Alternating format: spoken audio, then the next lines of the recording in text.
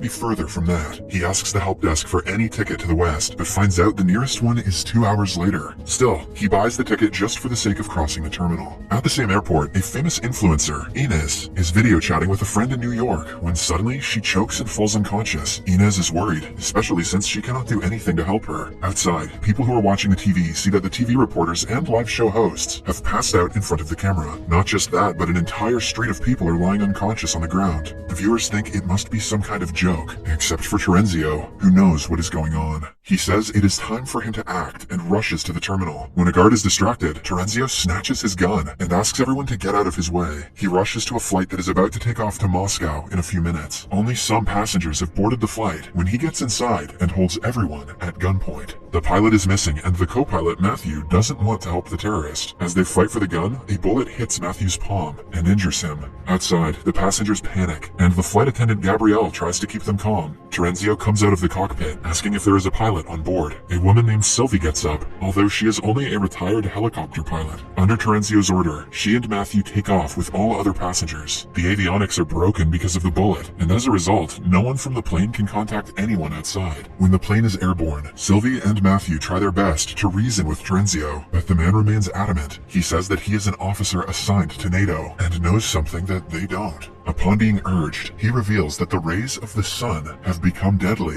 Starting the next day, the sunrise is going to kill everyone, even those who stay indoors. This has already started in eastern countries like Japan and Korea, and the plane will be the next target if the sunrise catches up with them. Matthew and Sylvie do not believe him, and theorize that he is mentally ill. Terenzio also acknowledges that he might seem like an idiot, but claims that he is not. Matthew's hand is bleeding profoundly, which might cause a problem in the long run. One of the passengers, named Laura, is a home health nurse for an old man with dementia. She is the only medical professional on board, so she takes the responsibility to help the pilot. They have no sewing kit to close the wounds, so they use a hot knife. Matthew screams in pain, and the passengers panic even more. Matthew knows that if they start to protest, everyone's life will be in danger. Hence, he tells them that they will land at a different location, as per Terenzio's wish, before continuing their way to the original destination. Matthew hopes that the fighter jets are coming to rescue them, since they were taken at gunpoint. But for some reason, Sylvie feels like they are on their own. A passenger named Ayaz has heard them talk about the sun and is suspicious that the pilot is lying to them. Suddenly, an Arab passenger starts coughing and falls unconscious. Ayaz pretends to be helping him and then snatches Terenzio's gun in the process. Terenzio is locked inside the toilet at Ayaz's order, and Matthew is asked to tell the truth. The pilot discloses they are landing in Iceland because Terenzio wanted to go somewhere west. There, the police will arrest the terrorist and the others will be let free. He also tells them about the sun and how Terenzio thinks it will kill people. This sends the passengers into a frenzy. They start recalling strange things that happened before they boarded the flight and are worried about their families. Matthew calms everyone and takes the responsibility to save them all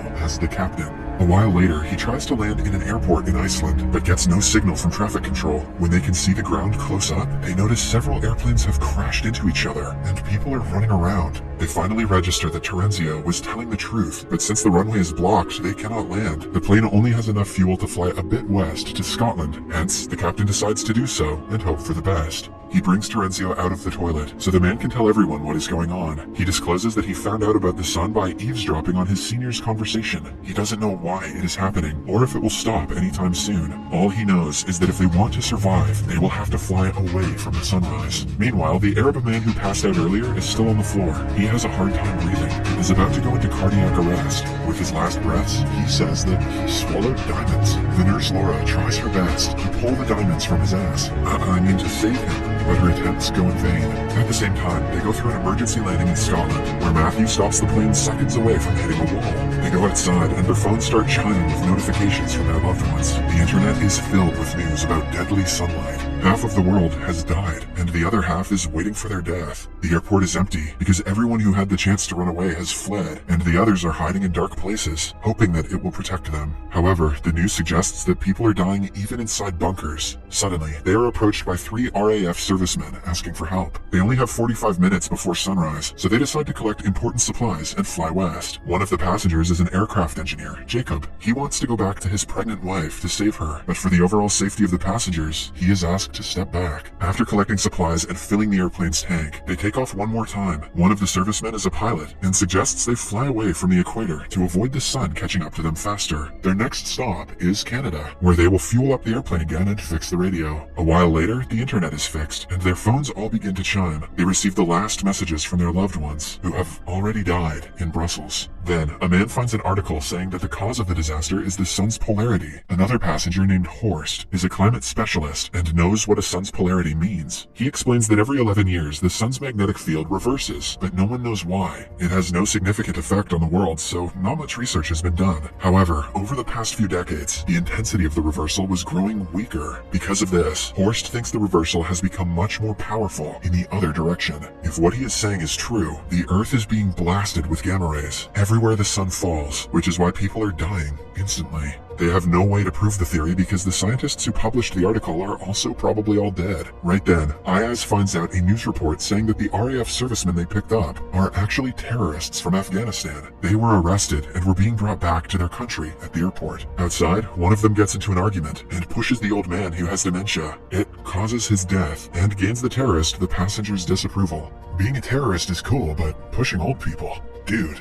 Sylvie tells Matthew about the news report, and the two decide to abandon the terrorists when they land in Canada. A few minutes later, they land, and have 2 hours before sunrise. Several victims of the sunlight lie around in the city. The terrorists are asked to look for repair radio parts in the nearest shop. They agree, but insist on taking Gabrielle and Jacob with them. The problem is that Jacob knows about the plan, but not Gabrielle. Hence, when they are in the shop, and Jacob locks the terrorists in a room, Gabrielle refuses to come with him. Jacob doesn't waste any time trying to convince her. In the end, he makes it to the airport while being followed by the terrorists, but Gabrielle is left back in the city. The airplane takes off without her. The terrorists follow it and are able to hit a window with a bullet. Fortunately for the passengers, it only creates a crack, so if they maintain a level altitude, it will not break. A terminally ill kid named Dominic is also on the flight. Ayaz tries to chat with him, but his overprotective mother Zara asks the man to go away. Suddenly, they get a radio signal from someone in Hawaii. The conversation is cut short, but they assume that some survivors are staying in an underwater bunker, which is why they are alive. Matthew wants to leave for Hawaii as soon as possible, but Sylvie thinks going there because of an unclear message would be stupid. Meanwhile, Terenzio is furious that the captain gets to make all the decisions. He protests, and everyone comes to an agreement that they will vote to make a decision from now on. Just when things start to calm down, several alarms ring at the same time, indicating an aircraft malfunction. Upon analyzing the problems, Matthew learns that one of the terrorists who was following the plane earlier has somehow attached himself to the landing gear. If he remains there, they will not be able to land. Hence, Matthew decides to fly as high as possible, so the temperature and lack of oxygen will take him down. However, he fails to consider the cracked window. Because of the pressure difference, it breaks, causing chaos inside the plane.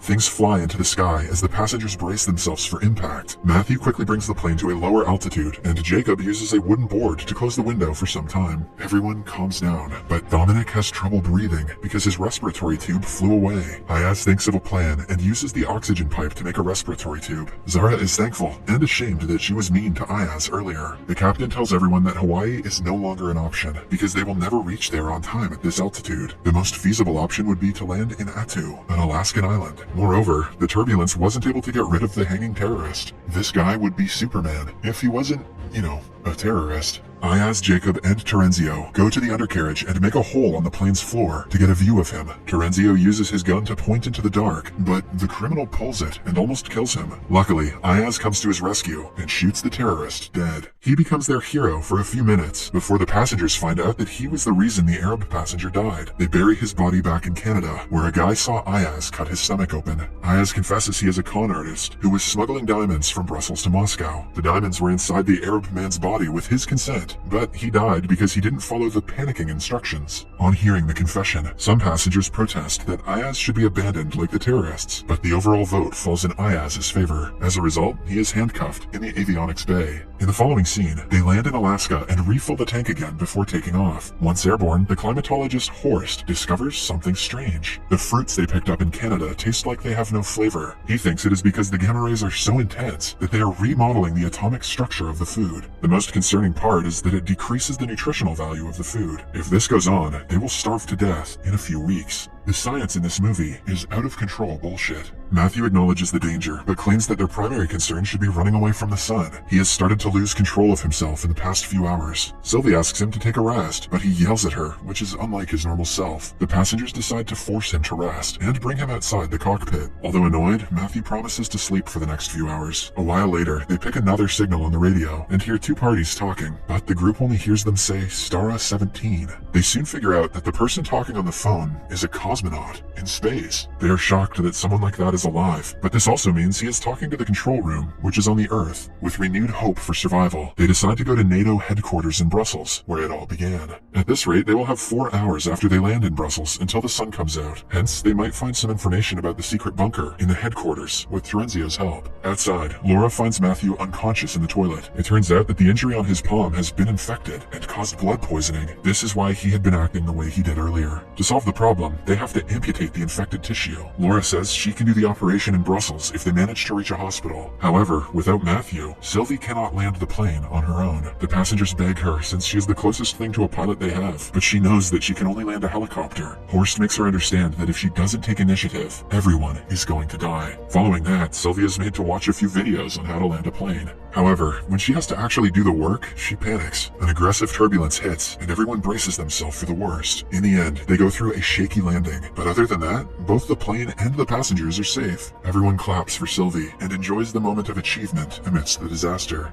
Not wasting much time, they divide into 3 groups to do different tasks. 2 men stay at the airport to refill the fuel. Zara, Laura, and her group bring Matthew to the nearest hospital, while Terenzio, Ayaz, and a man named Rick go to the NATO headquarters. At the hospital, they find numerous dead bodies blocking hallways. By the looks of it, people were informed about the deaths before sunrise and were trying to save their lives. Laura orders everyone to ignore the chaos and focus on saving Matthew. At the same time, Zara fills her bags with medicine for her son and for the others. Meanwhile, at NATO headquarters, Terenzio shows them the conference room where he first heard about the disaster. They cannot go through all the papers with the time they have left, so Rick decides to see if the surveillance footage has something. While he is away, Terenzio makes fun of Ayaz's Turkish descent, and the two get into a fight. Nothing like racism at the end of the world. He accidentally hits Ayaz, causing him to fall unconscious and bleed heavily. Somewhere else, Rick finds a recording of the officials talking about a bunker under a dam in Bulgaria. The place's name is Stara 17, the same thing they heard on the radio a few hours ago. Before he can go back to the guys, Terenzio comes to him and tells him that Ayaz has already left. Rick sees Ayaz's body lying in a pool of blood on the screen, but is too scared to speak. Half an hour before the sunrise, everyone boards the plane. Matthew is not in his best state, but feels better after the surgery. Terenzio tells everyone that Ayaz drove away before them, but they can no longer wait for him to return. With heavy hearts, they start the engines, when suddenly, a car stops in front of the plane, and Ayaz comes out. In the following scene, Terenzio is being handcuffed in the avionics bay. Sylvie tells everyone that if the Bulgaria plan doesn't work, they won't have enough fuel or time to reach another destination. When they touch down, everyone must be ready, because they will only have 20 minutes to drive to the location of the bunker. Ayaz is in the toilet when suddenly, he gets a seizure. It lasts only for a few seconds, and he thinks it is because he has lost too much blood. However, he refrains from telling the others. When he comes outside, he is asked what he wants to do with Terenzio. Not wanting to sentence him to death, he allows the guy to come with them to the bunker. A while later, they land at a Bulgarian airport and separate into 2 groups riding 2 different vehicles. Sylvie drives the first car and leads the way, while Ayaz drives the second one. On the way, he gets a seizure again, causing them to crash. The first car is already driven far away, and the group has no way to keep up in the short time.